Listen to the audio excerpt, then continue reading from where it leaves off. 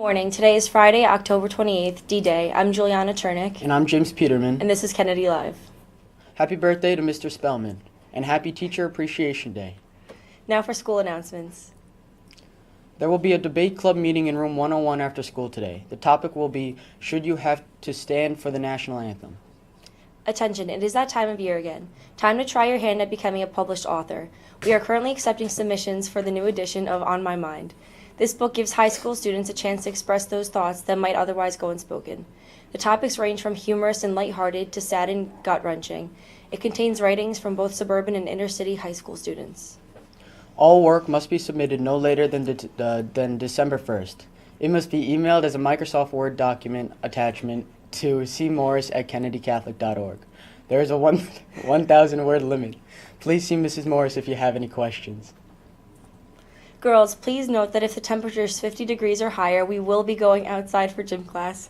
Bring your sweats to school, or better yet, keep them in your locker. Now for this day in history with... Good morning. Good morning, Kennedy Catholic. This is this day in history. In 1806, Emperor Napoleon enters Berlin. In 1870, the French fortress of Metz surrenders to the Persian army. In 1954, Benjamin O. Davis Jr. becomes the first African-American general in the U.S. Air Force. And in 1962, American U-2, a Renaissance plane, shot down the surface of a missile over Cuba, killing Major Rudolph Anderson, the only direct human casualty of the Cuban Missile Crisis. And now back to the anchors. In world and local news. Republican vice presidential candidate Mike Pence's campaign slid off the runway during a rainstorm at New York's LaGuardia Airport last night. There were no injuries. The plane landed roughly, and after the pilot hit the brakes, the plane skidded sideways before coming to rest on a patch of grass. Later, the Indiana governor tweeted, "So thankful everyone on our plane is safe. Grateful for our first responders and the concern and prayers of so many." Vine, the 6-second video app, is shutting down completely. Owner Twitter has decided to discontinue the mobile app, apparently as part of its plan to rescue itself from its ongoing crisis. The app and its looping 6-second videos helped define some of the aesthetic of the videos that now flood social networks like Facebook, and it helped launch a new range of new stars, many of whom have now branched out into other places like Snapchat. But Twitter said that it was closing down the app without giving a reason. Believe it or not, there's a tropical disturbance out in the Pacific.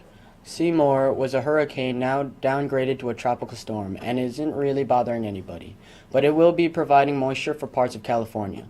Sadly, drought-stricken Southern California will only see a little bit of rain. Much of the moisture will be combining with other storms from the north to create some decent rain and snow in the mountains for Northern and Central California, which need the moisture as well. And now over to sports with Mirage. Good morning, Kennedy Catholic Sports Station. I'm Raj Patel with your sports.